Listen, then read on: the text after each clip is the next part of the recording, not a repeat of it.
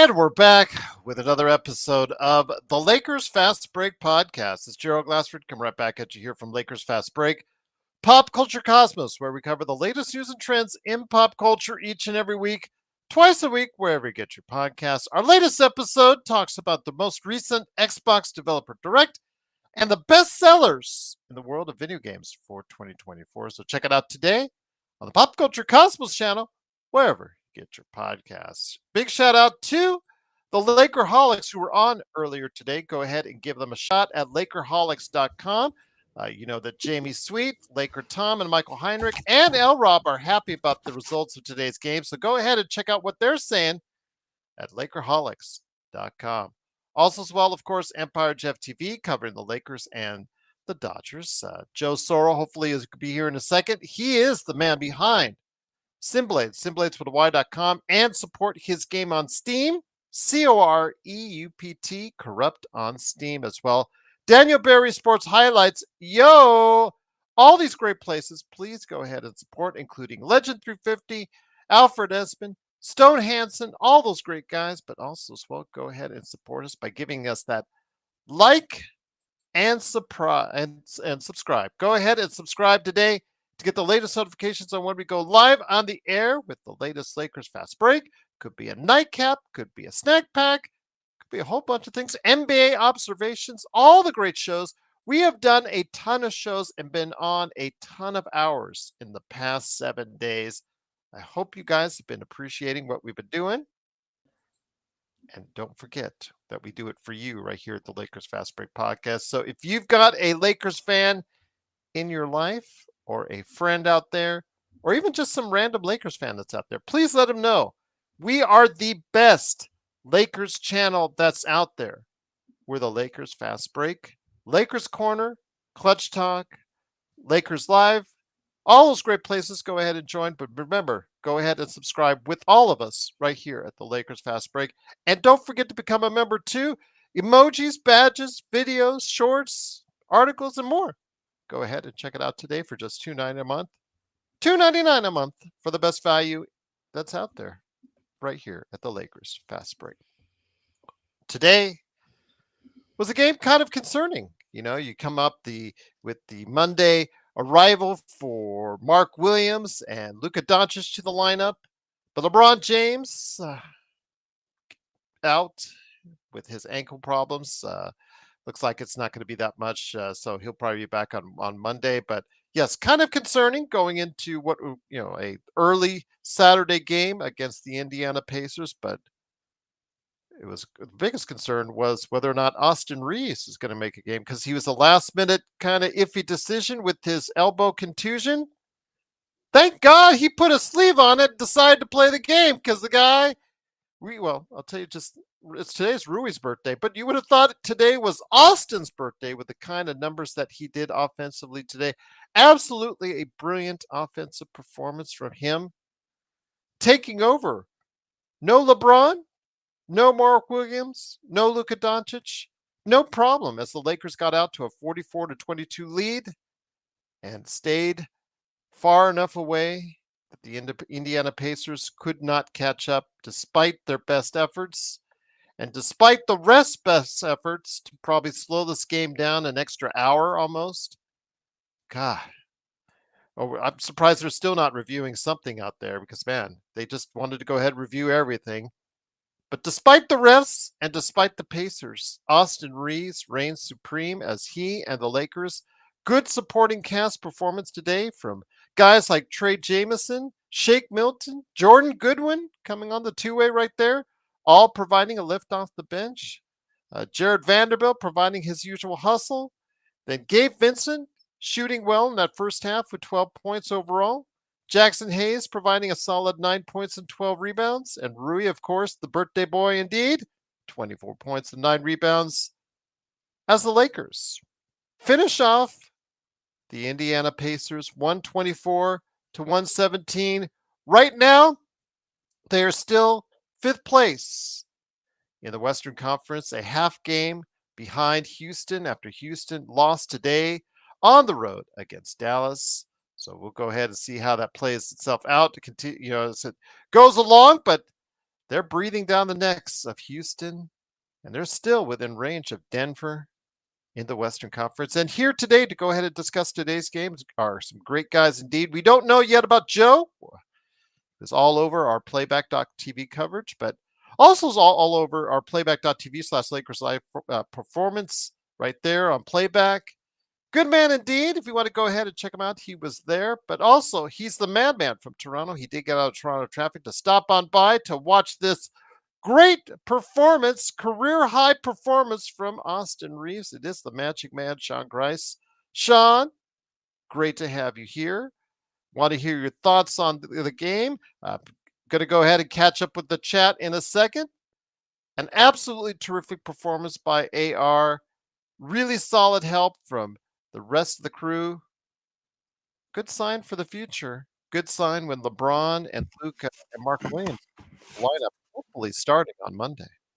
Yeah, Gerald, I call these good vibes wins.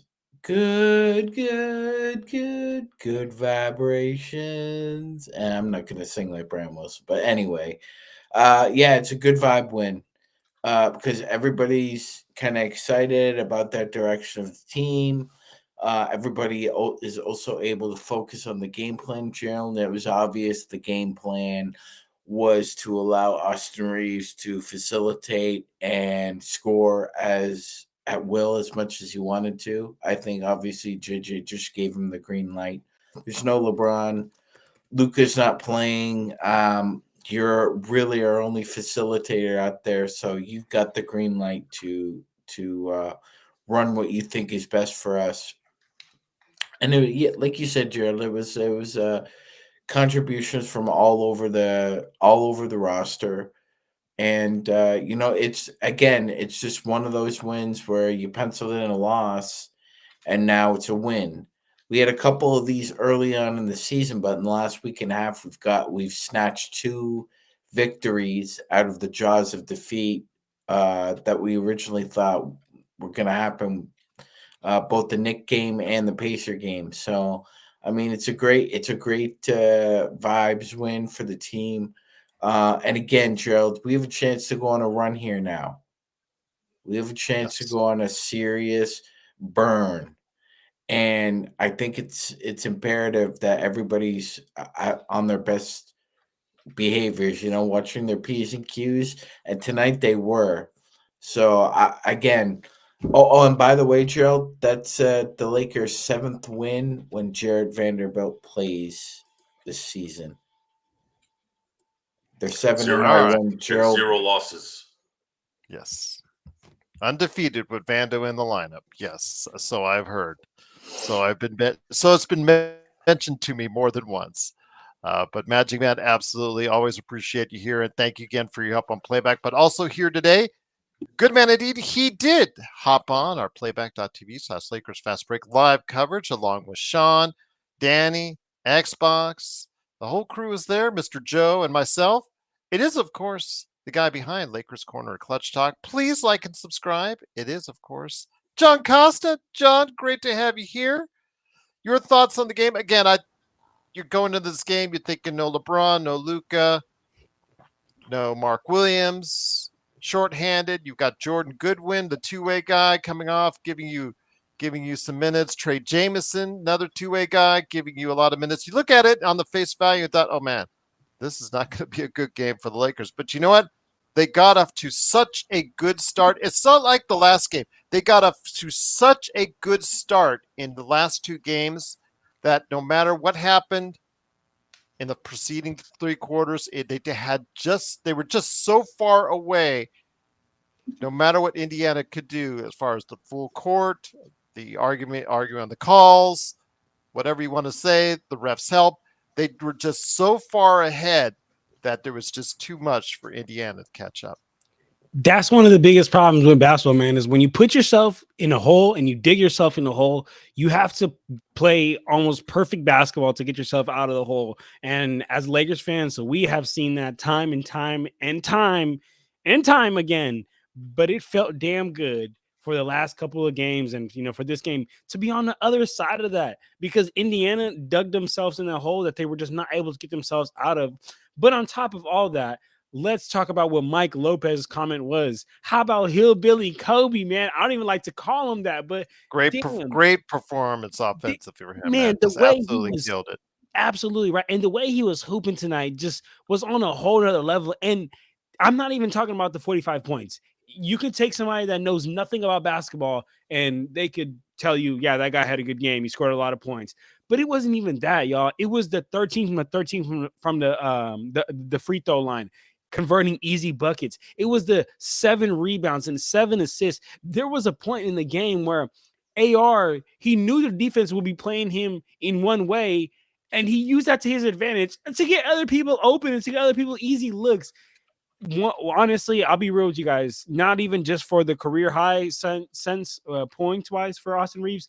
This is one of the best games I've seen him play. Overall, man. For as much as he had the ball tonight, he played 40 minutes, only 4 turnovers. I mean, we've seen games where Austin Reaves has 4 turnovers in the first quarter, right? So also took care of the ball. Wasn't targeted on the defensive end. Man, just what Sean said, I love that. A vibey great win, man. A vibey win. And it's fucking 4:00 here on the West Coast, y'all. Like, you know what I'm saying? He still got the rest of the day, and you can enjoy the rest of the day after a great Lakers win, after a great Austin Reaves performance. And yeah, Austin Reaves is definitely, yeah, what Alan said, he's definitely outplaying his contracting because he took, he took a pay cut, took a team friendly deal. But He won't be doing that next time. exactly. He won't be doing that next time, I was John. gonna say 2026, 2027. He does have a player option, and that boy is gonna want his money. And I don't even blame him. But I just sure Back hope up the Brinks truck. back it up. Beep beep beep beep. But it's good to be here, man. I'll let our boy Joe give his thoughts here. But when you get a night where Austin gives you 45 and Rui gives you 24, you gotta love it, man. You gotta love it. Once again, it is the Lakers with the victory today, 124 to 117. They're now 31-19 on the season. Need to get an update on that from ESPN, but I think they are tied. Yes, they are tied for 4th place. Actually, they're percentage points ahead of the Houston Rockets. So they're both 10 games back, but the Lakers are now 4th place in the Western Conference. I knew something was there because ESPN hadn't updated yet. Now they have 31-19 on the season. And here today to go ahead and discuss the Lakers climbing into 4th place, doing a great job today without 2 of their big stars and their future center. Good man indeed. You got to go ahead and check him out today at Simblades, simblades.com. Also, of course, he's on the Lakers' great area for chat themselves, lakersball.com is Ox1947. And also, of course, he's got a game that you need to play in Corrupt, Coreupt on Steam. It is Joe Soro, and Joe, great to have you here. Always a great part of our coverage on Playback. Just a really good, this is icing on the cake. I keep talking about icing on the cake since Luka, we got him on this team and how they continue to have gotten victories without even him stepping on the court. Today, no LeBron. Today, no Mark Williams, because that trade was still pending. Some certain things they still had to work out. Of course, no Luka as of yet. Didn't matter because everything still pointed to a great Lakers effort on both ends of the floor and a good Lakers victory indeed, Joe. Don't forget they're 3.5 games up in the division. Mm-hmm. They lead the Pacific Division, indeed. You hear the music? Yep. I've been hearing the music. You like that, Sean? That was for you and your pointed bill. That was for you.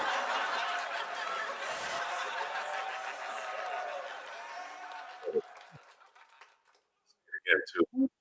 The Lakers are fulfilling all of our wishes at this point.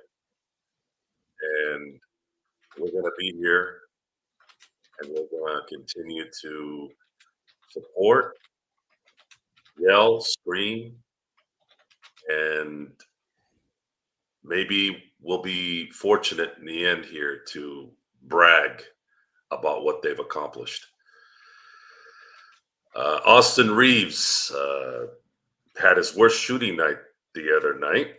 And we've discussed on this show several times, what do you do when you mess up? You make up for it. You make up for it. That's part of sports. That had to do more with Rob Pelinka. Before then, it had to do with guys having bad games, which is, normal stuff. But it was a good prelude to what Austin's going to be able to do with this particular unit, because I still believe he is going to be best used as the lead guard coming off the bench. And if he's going to be able to do what he's doing here with this cast, and we know that there's a lot of deficiencies with some of these guys like Shake and DFS to a degree and Jameson and those guys, but tonight a lot of them came through. A lot of them came through and had impact during the game. Rui had a really good game as well. So a rebound away from a double-double, but made timely shots, and that's all you can ask for. Timely shots are huge. Gabe Vincent, I wasn't sure why Gabe Vincent wasn't in. It's in the chat why JJ Redick said after the game he's on a minute restriction. Oh, okay, that makes sense. So that's why you didn't see him. I didn't know if it was an injury, but I guess it is somewhat, to Yes. keep him from getting injured again. So that's great. Yeah. And Gabe has been just shooting the lights out of the ball here the last few weeks. That's huge. Vando, we were upset with Vando. Why? Why were we upset with Vando? Well, we're upset because we know he has a skill set that very few people have on this team. And when he's not available, it tends to irritate you. So since he's come back, the Lakers are 7-0. And there must be something in there with the chemistry that helps this team do what it needs to do. His putbacks were needed in timely situations. It was except for the duration of the game, I thoroughly enjoyed the game just because you saw a lot of players, even on both sides to a degree, playing their hearts out. The only guy that kind of ruined it was Rick Carlisle, and Rick Carlisle is a absolute nuisance to the till. I mean, this guy is pissed off Rondo. He's pissed off Luka. He is a natural born nuisance. And anytime you play any team that's run by him, this is the stuff. He should have been kicked out after he ran on the court while the game was on. He should have been kicked out. And I'm usually not soft on stuff like that, but you cannot run on the court. You cannot run on the court in defiance. If you're running on the court, like Doc Rivers in Game 7 of 2010 to call timeout, I'll give you that one. Circumstance, time, game, okay. But Rick Carlisle came out like a freaking crazy person while the damn game was going on, calling timeout. He should have got a double tech and gotten sent out. But I saw he was able to go through this entire process and see a loss. He is just an irritating human being in basketball. Back to the Lakers. Lakers have a really, really good chance, guys. This was the last game that I thought, man, if there's some way they can squeak this out. And I didn't necessarily feel that it was a loss, even with LeBron not playing and Luka not playing. I just said, look, it's still a home game. It's an afternoon game. Indiana's good, but I don't know if they're that good. And it turned out to be exactly that. The Lakers have a chance right now before the break to play a favorable team twice. Granted, the second one is in Utah, but we do have LeBron and we do have Luka coming back, and we're probably going to have Williams back. I feel pretty confident that they're going to win both those games. They go in to the All-Star break on a 7-game winning streak if they win that game. And not only a 7-game winning streak, if they come back after the All-Star break, they play Charlotte to make up that game due to the LA Fire. Then they got to play the back end of a back-to-back in Portland. If they win those 2 games, they will have gone a calendar month losing only 1 game. Can we complain? 1 game from January 21st through February 20th before they have to meet Denver for the anticipated rival. Go ahead, Sean. Yeah, that was pretty good, Joe. We have won 5 in a row. It's not 2. You said 2 in a row. I think yeah, you were just talking about the 2 losses. But yeah, now we have a chance to have a 10-game winning streak. I didn't say 2 losses. No, you said 2 wins.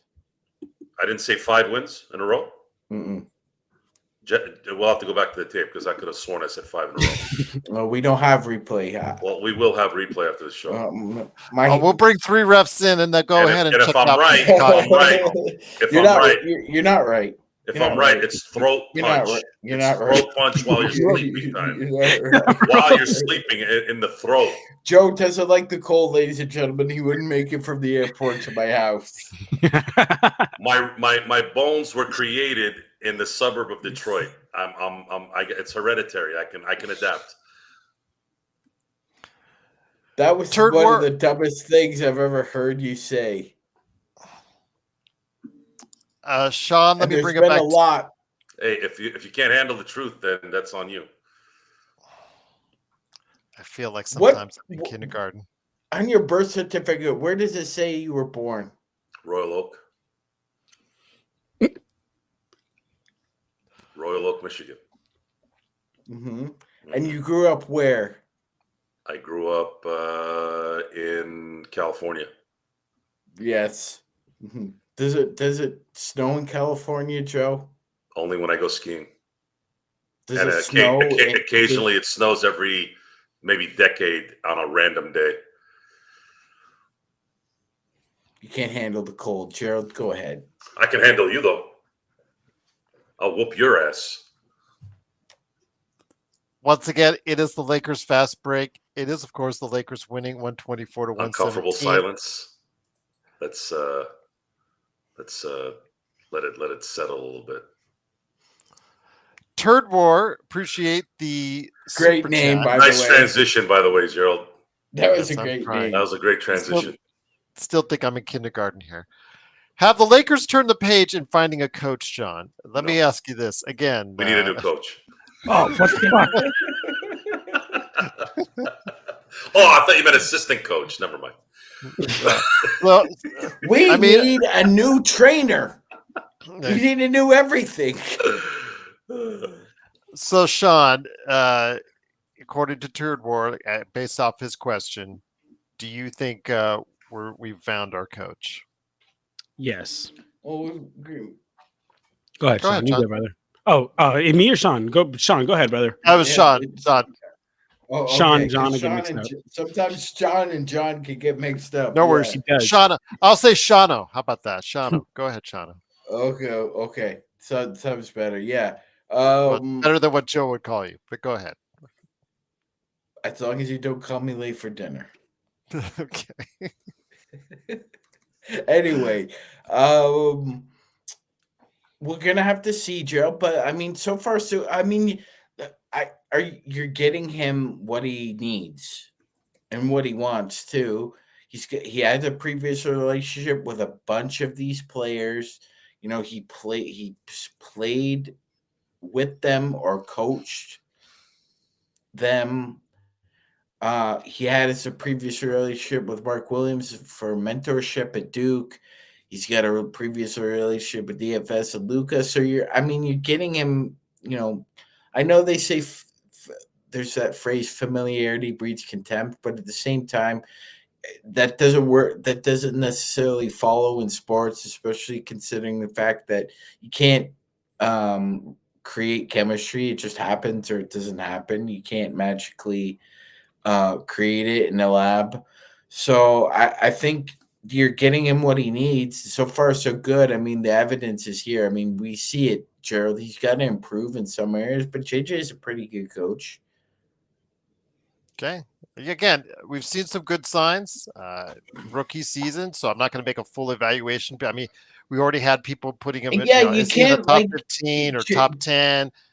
You can't. You just can't. You need at least, like, to be fair, you need at least 200 games to be like seriously, Give properly him time. evaluated as a coach. Yeah. But he is right now doing a very good job. So I am going to compliment him on that.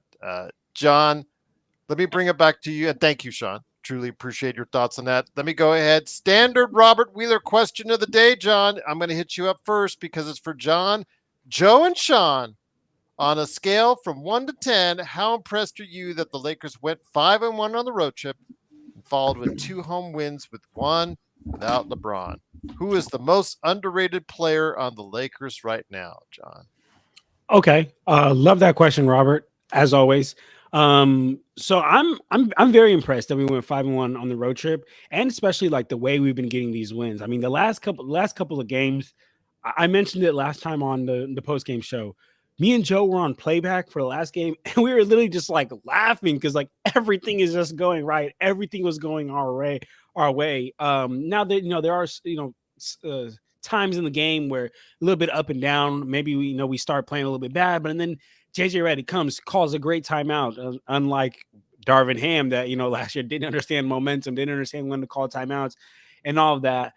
So to me, it's like, man, the way we've been getting these wins have been dominant wins. It's like we put them out in the first quarter, put them out in that first half, and then for the rest of the game, we're just maintaining it, just keeping them at arm's length.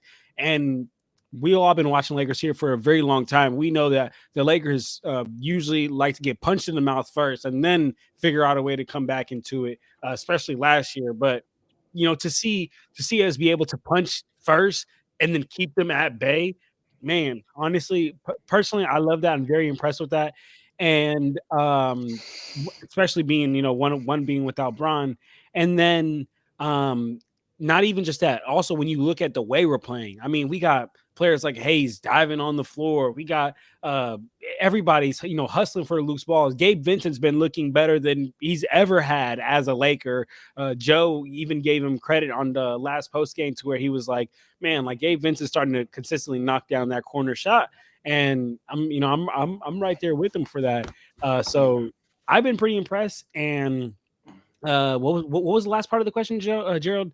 It was who is the most underrated Laker in your most opinion? underrated Laker. In honestly, it would have to be Vando. I'm gonna be honest with you. It would have to be Vando. Men lie, women lie, numbers don't. And ever since he's been back, Brody's been bringing it. Yeah. Wow. Have to be Vando, in my opinion. I should have been a cheer. That should have been this. That's real. That's real though, man. His numbers have not been lying in his impact. So that's where I'm at with that. Would love to hear your guys. 7-0 with Vando, as I've been constantly reminded of. So yes, Joe, your thoughts on that as far as what Robert was asking in the question in the chat?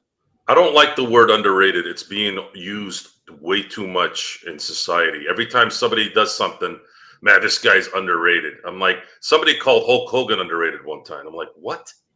What are you talking about?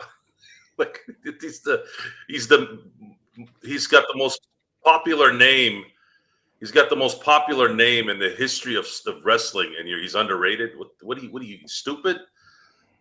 The thing with the Lakers is, I think what's happened is the reason likely why Gabe Vincent and Vando are playing well is they're finally healthy and they're in a setup, whether it's through the head coach or just maybe being there for a minute, they're finally kind of getting their feet under them. And it made me realize how important it is to allow a player that has been out for a long time to reacclimate. Now, it's weird because you look at Vando and he actually reacclimated pretty quick. Gabe, it took him about a year because he only played 11 games last year. Everyone's different. Everyone's going to come back mentally different. I think that's part of it. These guys are good in spots. They're not going to be big contributors. The big contributors are going to be LeBron, Luka, and then next to those guys is going to be Rui. It's going to be AR. Those are the 4 guys that you can rely on based off their performances and the way they play. Who else is going to come in line? Usually when you're talking about playoff basketball, you're going to usually rely on at least 2 to 4 people. It's somewhere in there, depending on how the structure of the team is. If you have maybe the other two after that pick certain games where they come through, and then the remaining guys kind of do their part here and there, just kind of switch off between games. It's a lot like baseball in that a lot of times in baseball, you'll have certain series in baseball where and it doesn't matter if it's good, bad, got player or not, you'll have certain players play really well in a series and then not really play well the next series and then go back the following series if they go that far. It's like they're trading places. And that's what you want from your role players. If this one role player is not working out, you got someone else to step in at that moment. And then the 2 to 4 guys that are your stability, those guys are the ones that have to come in every game and do what they're supposed to do. So Luka's going to do what he's supposed to do. LeBron is supposed to do what he's supposed to do. And then obviously AR a level below, Rui a level below. They're going to be able to take advantage of those matchups because a lot of the thoughts and concerns are with Luka and LeBron. Now they can go ahead and have some more space and time to do what they need to do that's important for the team. And then you'll run into a good game plan by the opposition. How are you going to adjust? It's sports. It's chess. If you're a good team, it looks like the Lakers are doing a lot of good things on the fundamental side. The way they're getting their rebounds, there's a lot of confidence. See, that's the thing with winning, man. Winning, man, it brings confidence to even the lowest quality player. You want that winning attitude. You want that winning focus to always be there because confidence usually builds from it. Probably one of my favorite. This was probably one of my favorite wins this year, just because of the circumstances. I enjoyed the game. The refs kind of screwed it up, and that idiot that. Fuck you, Ben Taylor. Jeez.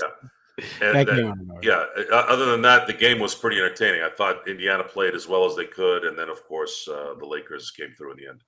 What's up? Just want to show some love to Mr. Gadget in the chat. What's up, brother? Appreciate you being here. He said Austin Reaves bald. You damn right he bald, man. Career high night. And real quick, I just want to kind of laugh about this, y'all. So I'm in like a group chat here, like on Instagram, and there's some dude that's a Pacers fan, and he's like, he said, "Yo, we came back from 30." I was like, y'all lost. Like, why How can you come back from 30? I was 25. I was like, y'all lost. Like, what the fuck? Why does that matter? So I came back from a coma. A coma, and I can't speak properly. Just to lose. Yeah, I was just laughing about that, but I just wanted to share that. But Mr. Gadget and my brother Jay, appreciate you being here. As a matter of fact, I am going to do a game recap soon, so I don't know if you could send me that thumbnail. If you can, I'd appreciate that. But if not, it's all good, brother. I know you're also. Yeah, let Bills fans know that wasn't a loss last Sunday, Joe. That was a comeback. Yes, exactly. And then, hey, let's just talk about the fact that the game got close, right? There was 1 minute left, and we were up by 5. And who closed it out? I mean, Austin Reaves, from the beginning to the end, y'all, was just putting constant pressure on them, putting constant pressure at the rim, getting others involved. Like I said, I'm gonna say it again: best Austin Reaves performance I have seen, all season long so far, man. Appreciate you, Jay. Wanted to go ahead and mention Joe Turd War saying, is our defense sustainable when Luka and LeBron are in the lineup? Truly appreciate the super chat. And Logan, I'm sorry, Gerald, I had to post this. Okay. Yes, there you go. All right, with Austin Reaves right there. Okay, but Joe, is the defense sustainable? Logan, I got you next on your super chat, but truly appreciate it. Turd War. Is our defense sustainable, Joe? Of course it is. Of course it is, guys. You're talking about one lone old guy in terms of age on this team. Everyone else is young. This is a young man's game, and they have the energy to sustain this. And all you got to do is watch. Let's look at the schedule. They were balling on defense in New York. They balled on defense in LA. They balled as much as they could against Golden State.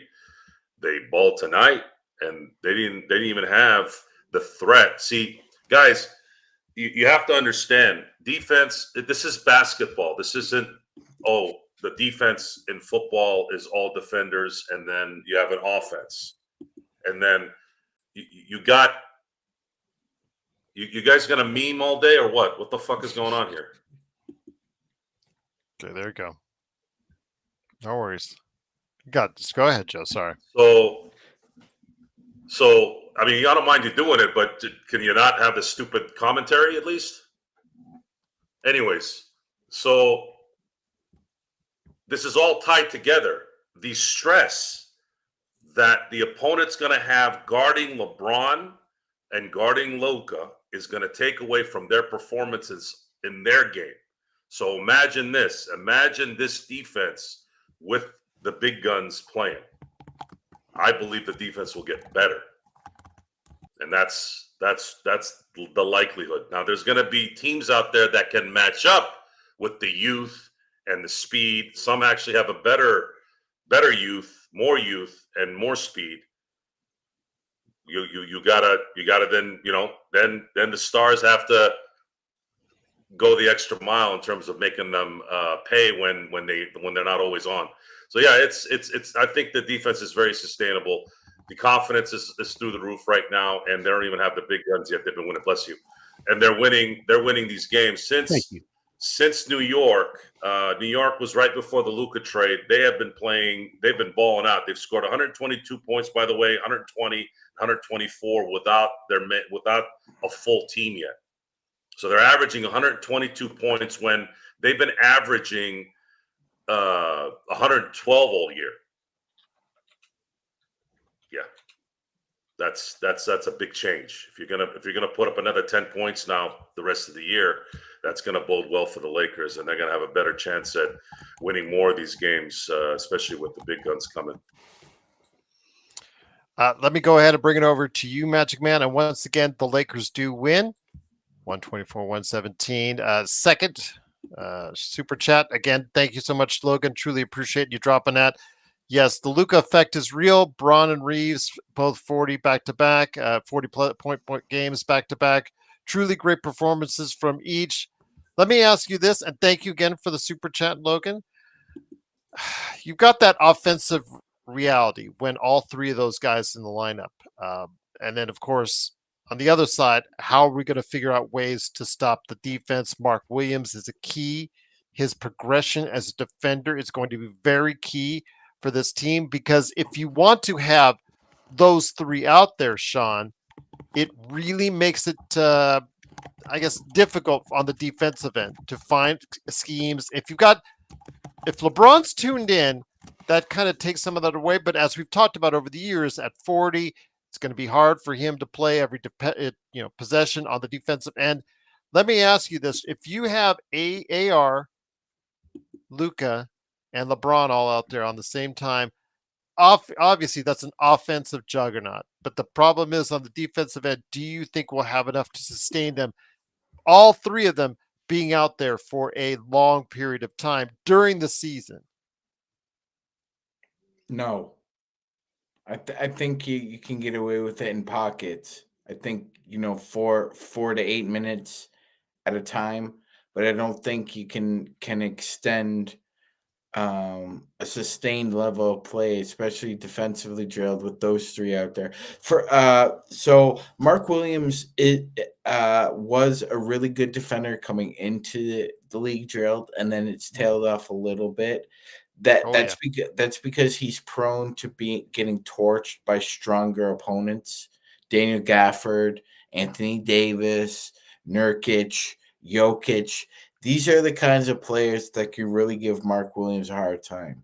And one of the problems with Mark Williams as a defender is that when he thinks he's having a hard time, Gerald, we've seen it, he gets into foul trouble early. I think the Lakers really need to be focused on schemes that don't put Mark Williams in positions where people can exploit his vulnerabilities, especially out on the perimeter. Yeah, that's great. He's 7'2", and he's got a reach of over 9.5 feet, but but he has trouble if he doesn't have anybody behind him with a man in front of him. We know that at times, Joe, the Lakers' communication on defense has been very poor. It can always get better. So I think there are times when you can play those three together, but there are going to be more sustained periods where you can't. You need at least, if you're going to play those three guys together, you need at least two other guys who play defense constantly and do not tail off. Absolutely. So good And I'm in thoughts from agreement. yeah, absolutely. So John, the team is now in fourth place with 2 games left, both with Utah before they head to the All-Star break. Again, including the games coming out of it are still very relatively easy until you get to that Dallas game and the Denver game on the horizon as well. Your thoughts on what the Lakers can do to go ahead and close that gap between them and Denver? Memphis is they're about 4 games behind right now. Memphis for second place. I don't know how tough that's going to be, but third place could be reality. That could be very, very important for the Lakers come playoff time if they can hop over Denver in the Western Conference, John. That would be instrumental for us. I ain't gonna lie to you guys. And remember, there was that run in I think it was December or January. I don't remember when it was, but we basically didn't leave LA for like a month, and we had that homestand, and then we weren't able to take advantage of that homestand and win as many games as we should have won. Let go of some easy games there. This right here is me looking at us saying like, damn, this might be somewhat of a second chance here for us, y'all, because I'm gonna be honest with y'all, between the Pacers, the Jazz, and the Hornets and the Blazers, the Pacers are by far the best team here, and we just beat them. So in my opinion, these next 3 games need to be wins. And now I'm not saying let's come into it saying we've already won, because this is the NBA, dog. You come into that mindset any night and you can get smacked by any team in the league. All 30 teams in the league could give it to you, even the worst team in the league. But if we come into it with the right mindset of like, all right, this is our chance to make up on that run that we lost last time, that we should have had this in the bag last time, but here we go. We beat the Pacers. Let's handle the Jazz both games. Let's handle Charlotte like we have in the past. Last time, I believe it was AD gave him like 38 or something like that. Let's handle that. And Portland, we should be able to handle that. And then, the Denver game is going to be tough. The Dallas game is going to be tough. But if we can put ourselves in a position to where, I'm not saying, we concede a L against Denver, concede a L against these top teams, never concede a L. But the L would not hurt as bad if we make sure we handle business here with these next upcoming games. And as far as your point about, being higher than the Nuggets, the only thing I don't want to do, y'all, and I know the Lakers are balling now. I know we got Luka, but I just don't want to play the Nuggets, because basketball comes down all to matchups, and we just match up very, very bad with them. So that's how I feel. Not anymore. Ah, man, though. Joe, hold on, Joe, give me 1 sec. I agree. We got much better at the front court, but that is going to be a really tough matchup at that big position, because the way to take down Jokic, well, you can't take him down, but the way to try to slow him down is throw multiple bodies at him. And if you're not going to throw multiple bodies at him, okay, then can you at least have a center or a big that can at least kind of cancel what he's doing by doing something as well great on the offensive end, because nobody's going to slow Jokic down, and we just don't have that anymore. And we don't have the multiple bigs to be able to send at them. So I still don't believe we match up with them very well. But Grant, we got fucking Luka though. You know what I'm saying? Like, come on, man. We still can't believe we got that guy, to be honest with you. Before we get to Parade on Figueroa's question on Twitch, I wanted to go ahead and ask, or let Joe, your thoughts. Today we got good contributions from some guys not normally part of the Lakers rotation, but because of the injuries and the absences and the yet to debuts, we had some contributions from guys like Trey Jameson, who the Lakers got in a 2A after he was waived by New Orleans, and Jordan Goodwin. Now, Jordan Goodwin was on the Phoenix was on the Lakers training camp roster. He was this at the beginning of last season the starting point guard for the Phoenix Suns. Didn't quite work out there.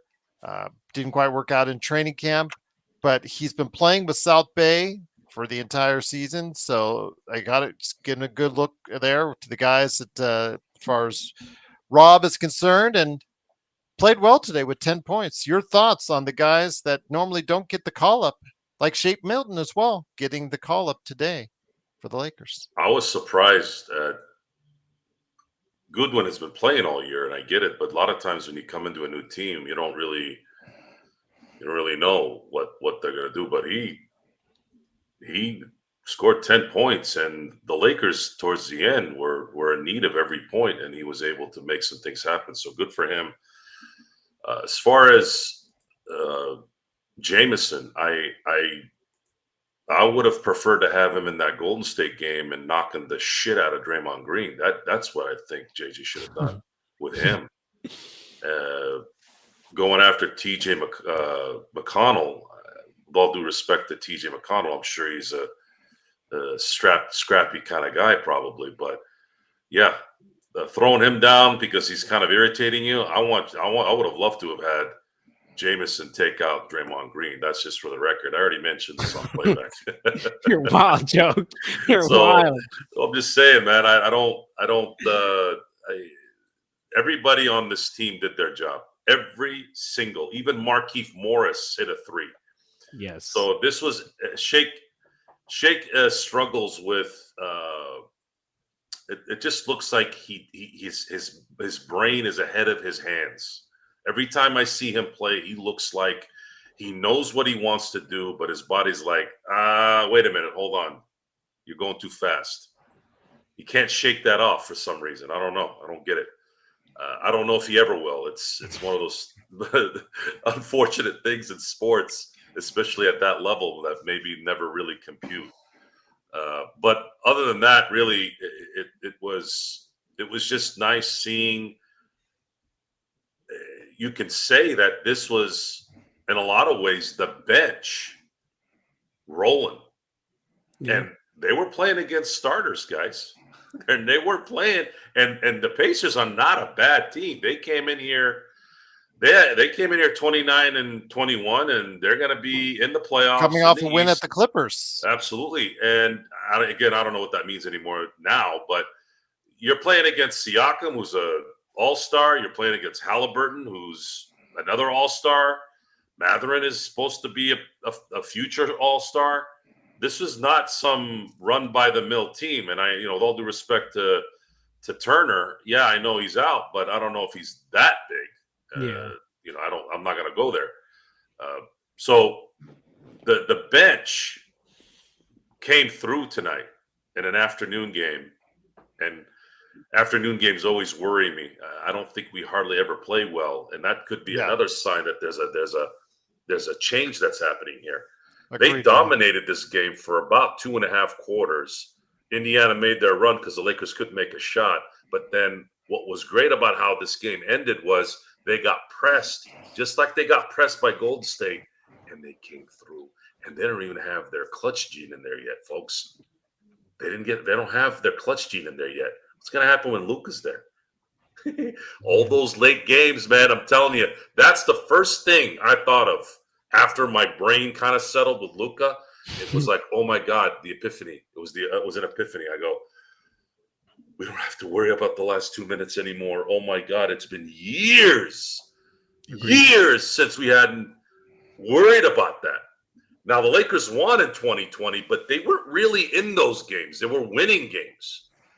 Some of the games were tight in the playoffs. Even AD hit a game winner, but that's really like the only one really that was tight like that, where they grabbed the win from a loss. So the Lakers are already ahead of the game. They've already prepped this on their own, and now you're just going to add another ingredient in this to make this thing a regular thing. And I'm just absolutely ecstatic in the future, the near future, of what's going to happen here. Showing some love to my boy, Mr. Gadget, my boy Jay, because he did predict this. I'm not going to lie. We were talking before the season about Lakers, and he did predict that the Lakers would be a top 3 seed, which is actually wild to say. And like even me as a Lakers fan, I was like, man, I can't see it happening. But I Yeah, do but want to he said that with AD and he did. LeBron. He did. I give that to him. But hey, shit, we here though, right? We here. So I just want I mean, to. I think But our even with AD predictions and would Bron, look I a wouldn't little have. different had we known that Luka would be here along the way, and I'll just leave it at that. So I before you just guys go gotta give ahead my and boys roast credit. us, I just yeah, gotta give my boys credit. I'm just gonna say, John, though, before you guys roast us, none of us knew that Luka was gonna come on the team right now. So yeah, Absolutely. yeah. I'll stand on it, y'all. At the beginning I of the told you season, guys, God didn't even know Luca was coming. Yeah. So I'll just leave it at that. But Sean, let me bring you back into this. Parade on Figueroa on Twitch says, question for the panel. Does anyone really think we need a buyout guy? If there's a buyout guy that Larry has Nance. decent I'll take ability, Larry Nance yeah, in a Larry heartbeat. Nance. for novelty reasons at least. I know you don't want what was it Grimes? Is it Grimes? No, Bones Highland. Bones Highland. I know you said Oh you're no, not in favor of Bones please. Highland. I say he's young. He's 25. Still can play. Shoots close to 40% from 3. It's okay. And if you do I this, know some of you guys said Seth you Curry. blow away. Not even that. Seth Curry, but Seth he's- Curry is terrible on the defensive end. Sean, do you still think we need a buyout guy? Again, there's not going to be that many. We're already see Simmons go. We've already seen Alex Len go. I know there's not going to be that many options to choose from, but in case the right one comes along, Sean, do we take another buyout guy? I think that's the operative phrase there, right? The right one. Okay. If the right one's available, you sure. Yeah, but I mean, you can never have too much shooting. You can never have too much perimeter defense. It's like the same thing in baseball with pitching in the playoffs, or hockey with defensemen in the playoffs. You can never have too much of what's needed to win, Gerald. Be greedy. Be greedy. Go after that fourth or fifth starting pitcher. Go after that seventh defenseman. Go after that 12th, 13th shooter that could potentially help win you a game. Look, Lonnie Walker the fourth helped us win a game in the playoffs, Gerald. Absolutely did. Shooting is integral in a long playoff run. You can't have too much of it. I'll just say this again: if they do find someone that matches what they're looking for, yes. But Josh Richardson, understand those guys out there, because Josh Richardson's name in our chat has been mentioned several times. He has played so far a whopping 8 games this season and is shooting 27% from 3. Some of these guys are not the players that they were some time back. So you have to realize who they are now, not what they once were. Maybe Josh can still play because, like he said, he's only played 8 games. But yeah, from what we've seen so far this season, he hasn't done a whole lot if he's waived. I'll just leave it at that. But hey, David, remember Moneyball, Gerald? Hey, David, yeah, you think I'm paying you for the player that you think you are? All right, so here's the one that might anger some of you guys here today. Rodell says in the chat, guys, here we go, John. What do you say? Start off with Rodell. Guys, this team started playing good basketball before trading for Luka. You guys are giving Luka all this credit, and he hasn't even played yet. Crazy. Credit for what? Crazy. The wins? I don't know what he's. I honestly don't know what he's talking Rodell, about. Rodell, we don't know what you're speaking about. You can't throw out a flaccid question like that. Have some meat behind the bone there. What are you talking about? Not giving Luka credit for what? What are we giving credit for here? Having some meat behind the bone, but real quick, having some meat behind the bone, but also like y'all realize like energy is contagious, right? Basketball, it's a sport, and like in sport, when you see something great happen, if you're a role player and you see your best player doing something, you're just fucking bound to do it. It's a contagious thing. The energy that was around LA when we got Luka Doncic at first was like, I don't even believe it. And then it's like, oh, wait, but it is fucking real. It is true. And the energy from everyone. I mean, y'all, tell me this. That first game that Luka Doncic was there watching, I had never seen LeBron James play with that much energy on the defensive end all season long. You think LeBron James was doing that because he just decided to do that game? No, bro. He did that because of the energy that Luka just inserted onto this team. So, Rodell, you're right. I am giving Luka Doncic credit because this man has inserted a surge of energy onto this team that everyone from top to bottom is feeling, and we're thriving off of it, brother. And he hasn't even fucking played. That's the crazy part. That's how good this guy is. He's inserting energy without even playing. Come on, man. Rodell, bad take and bad comment. You're my guy.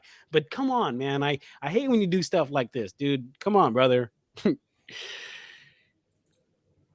ahead, Joe, yo. any thoughts on that? Again, because they were playing with a lot more energy. Return of Vando obviously has brought a lot of that. DFS, he has brought a lot of energy. I like the way he's been playing for this team. This was taking place before we even knew about Luka. We had been very complimentary about the Lakers on the road trip outside of that Philadelphia. Let's just put that to one aside. But they have played very well on the road trip before they got Luka. We have said it on this show. I don't understand why that comment even existed because, again, we have been saying a lot of things beforehand as far as them needing to go ahead and win on this road trip, and they executed it really, really well above our expectations because we said they had to go at least 4-2, and they went 5-1. So I don't know, Joe. We've been lauding praises to this team before Luka Doncic was traded. If you check out that video of the post game 1 week ago today, before the hour, in that first hour, before we had even any knowledge of this Luka trade, I think that statement by Rodell points out to be extremely false, Joe. Well, not only is it false, we already talked about it. Mm-hmm. We were pretty detailed on it. At this point, I honestly think Rodell is. Try to be nice, Joe. This is Joe. Come on, John. Yeah.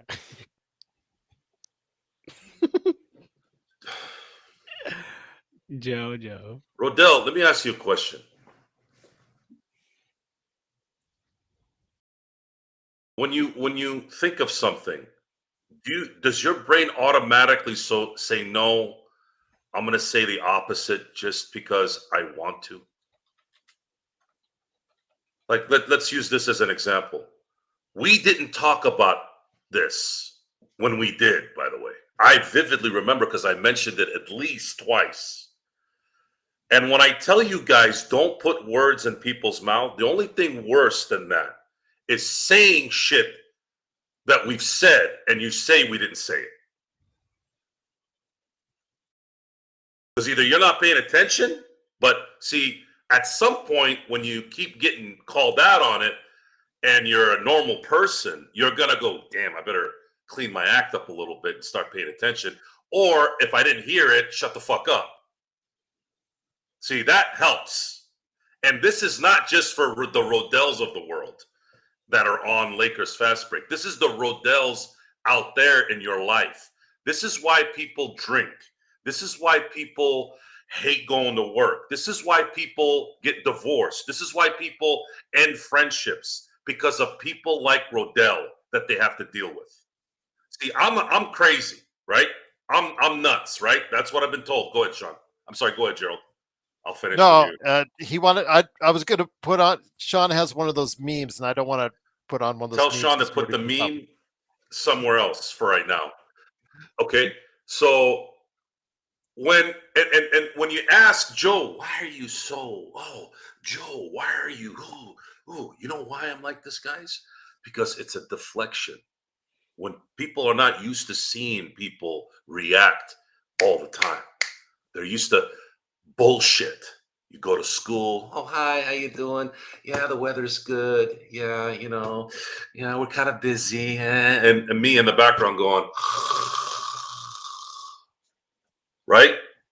So instead of being a bore and BSing all day, what you do is you create an image, or maybe you are the image. You create a feeling that you're not that guy that does small talk. So then you start from there. Then when you don't deal with small talk, if you do talk, come with the right info. Now, I'm not saying you got to be right. No one is right all the time. And sometimes, just like in sports, you have a shitty week. You're wrong the whole week. Sometimes you're wrong the whole month. That's called being a human being. But you know what you need to do? You need to fix it a little bit. You need to scale back and go, wait a minute. I'm not going to just sit there and use these while I'm doing this in the background when you've already been called out how many times for being full of shit. Do it again, Joe. Don't do it. Stop doing it. Okay? It's on tape. The great thing about this show is it's on tape. You can't lie and go, yeah, you guys. Half the time, you guys, what is this, you guys? If I say something, that doesn't mean Gerald said it. Doesn't mean John said it. But it was probably just one guy, and you're like, you guys. Just say Joe said it, or John said it, or how about this? How about this is easier? Who's the guy? Maybe you're confused. You're always confused. You might as well admit it. Why?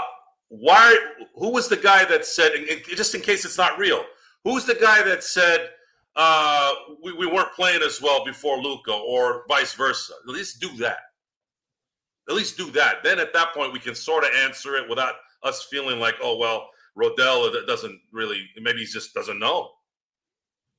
So the word contrarian, Ruff just put it up. I've said that to several friends of mine because they always argue back into something they don't know until, of course, I got to embarrass them in front of their family, their friends. Then they stop doing it. See, they learned a lesson, right? Don't say stupid shit that's not true. You're going to get called out. Now, I don't think it's getting through, Gerald. No. We're not gonna ban him, but at what point are we just gonna ignore it? He says, I get it, Joe. You love Luka. I'm just not a big fan. I hope he proves me wrong. And there you go. Let me get you unmuted, For Magic. Rodell. Yeah, put that meme up for Rodell. Put it up for him, okay? Okay, there you go. All right. Still love that movie. You got a case of the Mondays, Rodell.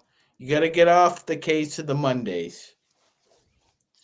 Again, when you're given the opportunity, it's Friday afternoon, 4:30 for the next 10 years. It just boggles my mind, Magic Man and Joe, when you're offered you're sitting at dinner with another executive, and he offers you one of the top 5 players on the planet Earth. He is one of the top 5 players on the planet Earth. You know, this round thing that some of you want it flat, but this round thing that we have, yeah, it's called the planet Earth. He is one of the 5 best players on the planet. When you are offered one of the 5 best players on the planet, you take it. No questions asked. You just go, I don't care. I don't want to know what the drama. I don't want to care about the drama. Thank you. Goodbye. What do you need to get this deal done? And you get the deal done. It's just that simple. Good God. Accept it. He is here. He is going to be a part of the Lakers for the years to come. Hopefully, the Lakers don't screw it up and send him on his way by having him pick up a free agency somewhere else. Hopefully, he'll sign a long-term extension here and like being a Laker. I hope you guys will embrace him in some ways more than you guys have embraced LeBron, because some of you guys still won't embrace LeBron, no matter how. Yeah, LeBron can't do anything right in your guys' eyes.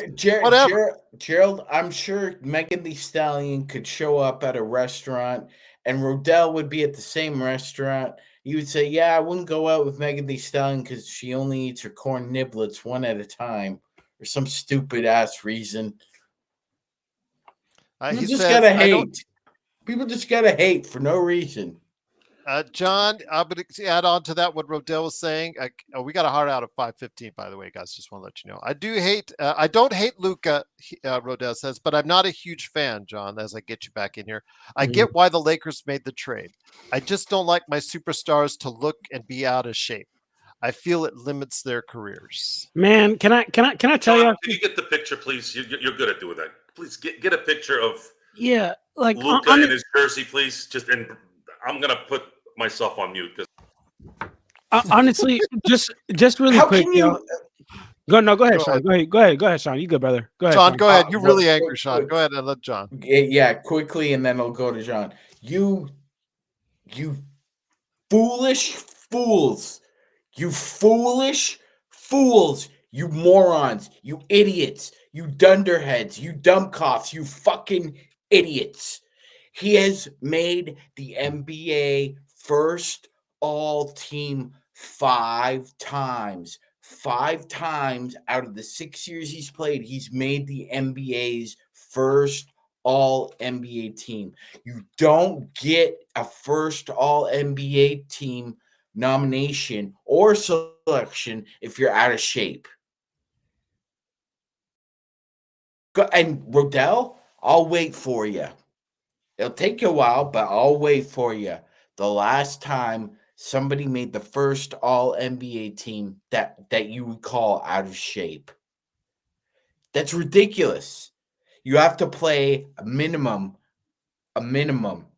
of 36 to 42 minutes to qualify for this award. You also need to average plus 25 points or more. You also need to average close to a triple-double if you're a guard or a point forward. He meets all those criteria. And I'm tired of hearing about it. Out of shape. How can a guy who makes a first NBA all team 5 out of the 6 years he's played be called out of shape? And there's a difference between conditioning and endurance. And you idiots don't know the difference between that either. So allow me to explain it to you. The difference is conditioning is doing the same thing repeatedly over and over again. Endurance is the ability to keep a certain ability and perform over and over again. So you can talk to me all you want about endurance, about his conditioning. He's got the endurance. Because Dallas wouldn't play in the last 2 goddamn minutes of every game for the past 6 years if they didn't think he could. This is, Gerald, this is what happens when you cut off your nose to spite your face. You didn't want to pay him the Supermax, so you made up anything you could to deflect and project why you made the move. You made the move because you were too scared to give him Supermax. You didn't want to give him the money. Man, come a on. five first team all NBA out of 6 years. Does that guy look like he's out of shape? I'm tired of hearing about it. I really am. This is a smear job, stupid. guys. It's stupid. It's a smear job by the new owners, the Adelsons. This is a smear job. Just smear job. And they're patsy. Go ahead, They're guinea pig. They're whatever you want to call it. And Nico he's taking the hits. He's like the Roger Goodell for the NFL owners. Man, and on top of that, guys, just real quick, like just think about this, y'all. Just think about this logically. There is not you don't get good at basketball in one way, okay? Like there's multiple ways to be really good at basketball. And the analogy I'll try to make it, because sometimes maybe basketball just doesn't get through to some people's head. Like maybe like for Riddell, it just doesn't make sense in his head, right? So just think about this. There's multiple ways to get in shape. Like I know one dude that's gotten in shape by doing all calisthenics, no weight, just super body weight type shit. But I also know people that's gotten in shape by getting in that motherfucking weight room and cranking out weight and cranking out weight. They're both in fucking shape. They're both in shape, and I'm not sitting here saying is Luka Doncic in the best shape of his life. He probably isn't. He probably isn't. He probably can get in better shape and he's about to be around, in my opinion, the greatest player of all time, who's always been big on taking care of his body and being in shape. So he's gonna help him do that. That's gonna come. But what y'all need to realize is that basketball is not played one way, y'all. Basketball is not played one way. If you can dominate, which Luka Doncic, as Sean has stated, and you can look at his numbers. Okay. Happen. You were just so angry you must have hit something because we're just like we're on pins and needles on every word that you said. Okay. Anyway, so look, so if Luka Doncic has proven that he can fucking do this by getting 5 NBA first team selections, by being a team that led his team to the finals, by leading the league in scoring multiple years, guys, if he can do it in that shape, guys, if he can do it, he can fucking do it, because he doesn't rely on athleticism and conditioning to get his game through. He's not fucking Ja Morant, who does rely on athleticism, who does rely on his that shit, on his conditioning to get his game through. Luka Doncic, you know what he relies on? Angles. He's rely on picks, and he rely on having a heavy ass lower body. Y'all want to learn a little bit something about basketball? Go watch all these great fucking players, dude. All these great players, you know what they have? They have an amazing, strongly lower fucking body. And Luka Doncic, and everyone that I've heard play against Luka Doncic praises that his legs are like 2 motherfucking tree trunks, and nobody can move him.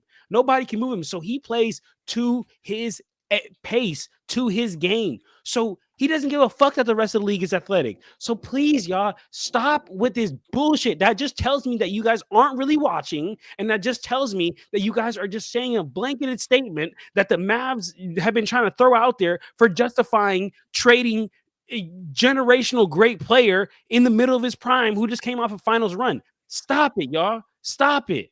Like, stop it. And Block, are you saying easy? No, Block, I ain't gonna lie, bro. I don't even like to cuss, brother. But I have to cuss because when people come at on the chat or come at me with just plain ignorance, like, stop with this. Luka's out of shape, and that's why, and this and that, and stop with that shit, y'all. That's what I'm trying to tell y'all, because it's something deeper to this. And being out of shape, basketball is changing, y'all. Not everyone looks the same way. You can get to the same results in different fucking ways, and the result is winning. The result is putting the ball through the basket. The man knows how to do it.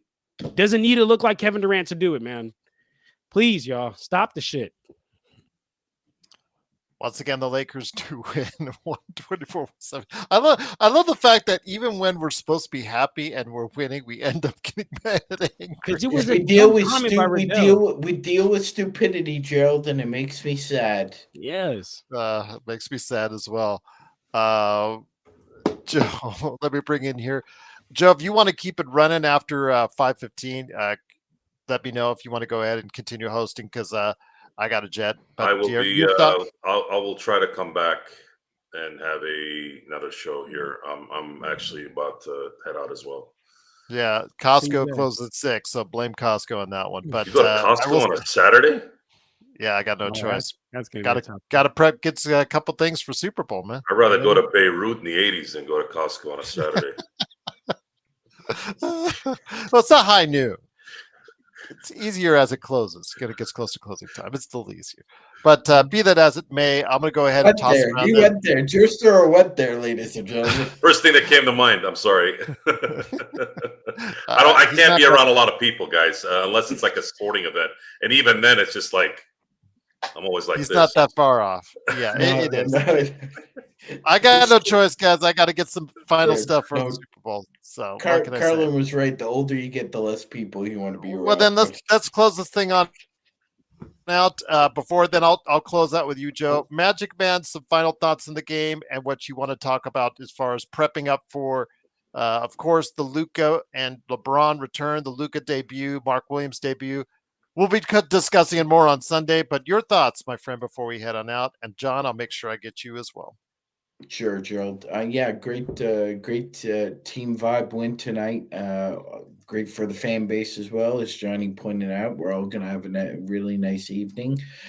I'm very excited. Jovial, I mean, is the word right now to describe Monday. I'll try and make an appearance. So, but I'm supposed to be going to some kind of fancy dinner at an art gallery. So Ooh. I will try and With a lovely young lady by your side.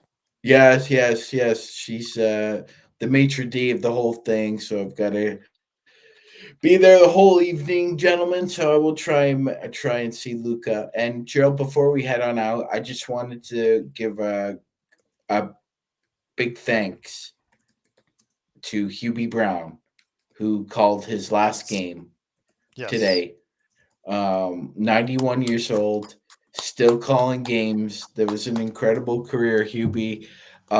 Gerald, his coaching tree, you can go from Don Nelson to Mike Fratello leaving Rolly Massimino at Villanova and being Hubie Brown's lead assistant for the Hawks to Rick Pitino in New York. It's a big legacy. Jerry West hired Hubie Brown to coach the Grizzlies. It's an amazing career. Unfortunately, he's dealt with a lot of personal tragedy, including losing his wife and his two children the past couple years. So, a great career for Hubie, and I hope he enjoys his retirement. Again, on Mark Williams, nothing has been determined 100% as of yet. The most likely reason they did not play him today, again, according to JJ, the trade had not been fully processed. My guess is that the physicals between Cam Reddish, Dalton Connect, and Mark Williams, something may have come up in the physicals, so they might have to tweak the trade or something like that. It looks like it will still be worked out as of this point in time, and most likely will get concluded as far as sometime either later today or Sunday, so that he should be ready by Monday. But when it's being held up like this, it might be something to do with the physicals, is my guess at this point in time. But Well, yeah, I thought nothing definitive. he was already official 2 days ago. JJ stated before the game that he was not going to play because the trade was still being processed. So my guess is that why it's still being processed is because physicals have been, because Dalton Connect did not play. He was last night. He was a DNP last night as well for Charlotte. So that is my guess at this point in time. Well, they put up an official signing on the site. They did. I understand that, but I'm just telling you what JJ said. We'll tell JJ to fix it. I will shout out tell CJ, JJ man. to fix it. Shout out CJ. Right. He's been here watching for some time here in the chat. Appreciate you, CJ. All right. Well, speaking of that, let's hear what you have to say, my friend, before we head on out. Great victory for the Lakers today. And my thoughts, it was unexpected because, the lineup that they threw out there was like very, they might have just chalked this up as an L. But you know what? Chalk this up as a W for a team on a roll with Luka and Mark Williams yet to come. Absolutely, man. Absolutely. Look, no LeBron, no Luka, no Mark, no need to fear. AR is here. Career high night, man. Energy from top to bottom was great, was contagious. That second quarter wasn't as great, but it's ebbs and flows, man. It's ebbs and flows, but we still got to win. And a W is a W. And if you guys want to stay up to date with everything that I got going on, please do follow my two channels. One of my channels is Lakers Corner, where I drop, it's on YouTube, where I drop game recaps. I do like a 2-minute game recap in the shorts tab, and then also do like other videos where, I do some film breakdown, get into, some news. I did a reaction video to that trade. And just a whole bunch of other Lakers content. So you guys check me out there. And then also got Clutch Talk, just bringing you all around NBA news. But as always, great Lakers win. It's 5:00. Hey, man, the night is young. The night is young, full of possibilities. Except I gotta put my daughter to sleep soon. Then the night will be young. And congrats again, proud papa, on your daughter's awesome game today. My daughter's team is now 2-0, and she scored in both games. So you gotta love it. How many did she score? The 16 points you said? She scored 4 out of the 16 points, and she's 4 years old. Yep, there you go. Yes. There you go. Jacking it up just like her father. There you go. Great Exactly. time. I told her, Yep.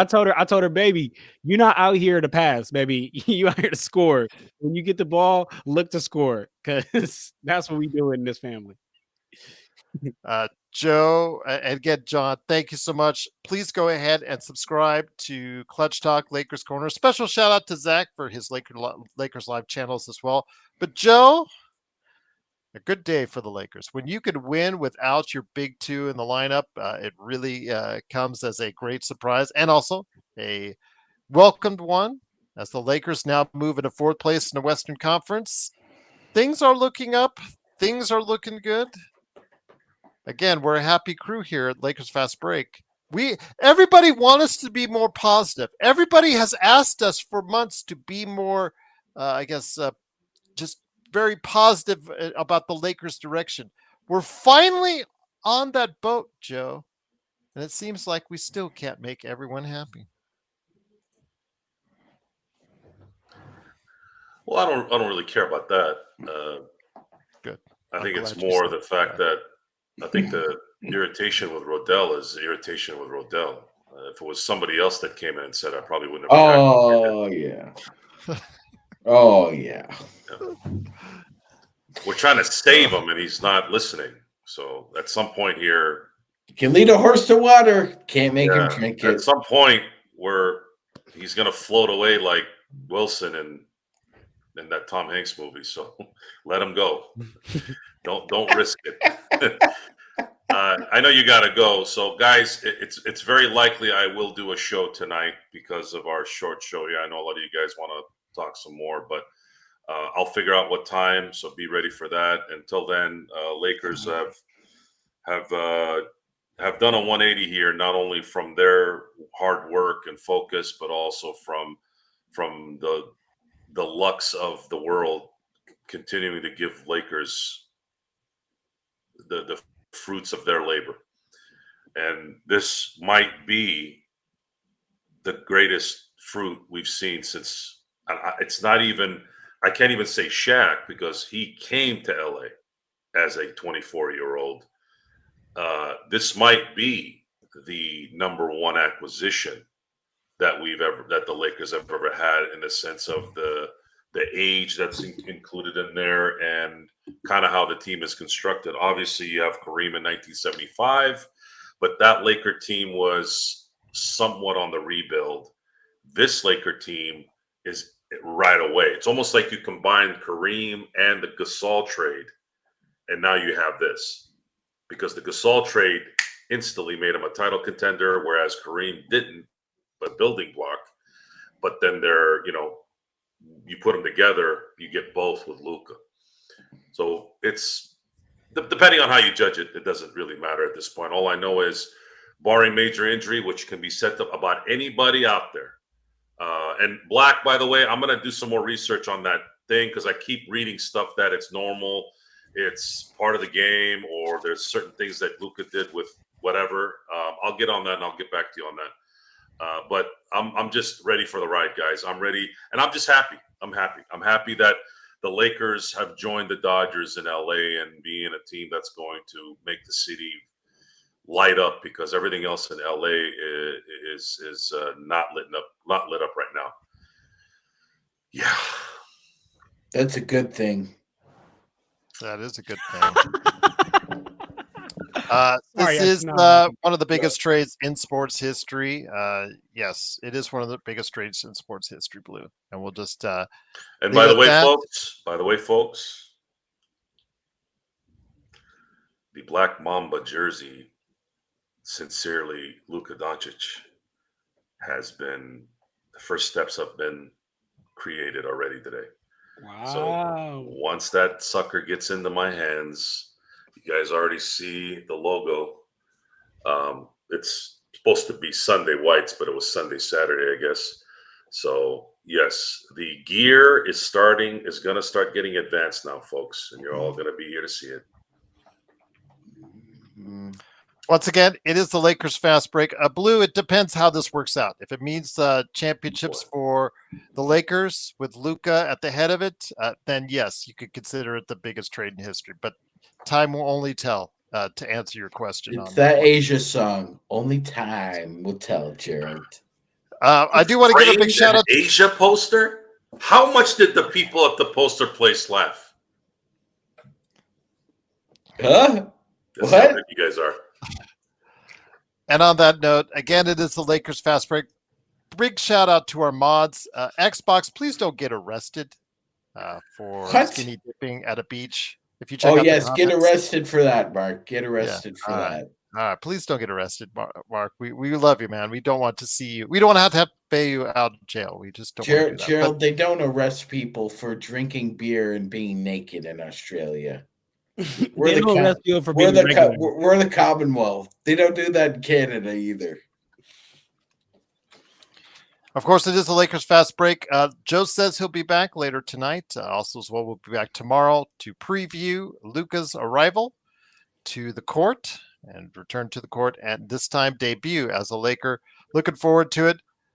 Yes, I will say, though, it is a very good time to be a Lakers fan. And if you have Lakers fans out there in your life that are also very happy about the Luka trade, tell them to head on over here to be a part of what we do by liking, subscribing, whether it's John Costa's Clutch Talk and Lakers Corner, Lakers Live, or right here at Lakers Fast Break. We do appreciate you stopping by, and you're going to go ahead and help us as we help you get through the good times, better times, and possibly championship times that the Lakers may bring now that Luka and LeBron are going to be together. Hopefully starting Monday, we'll be talking about it.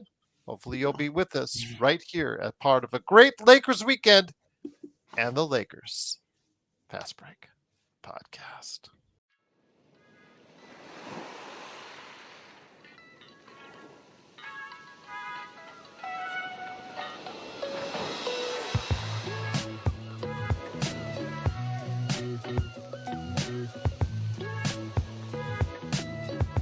Eat it.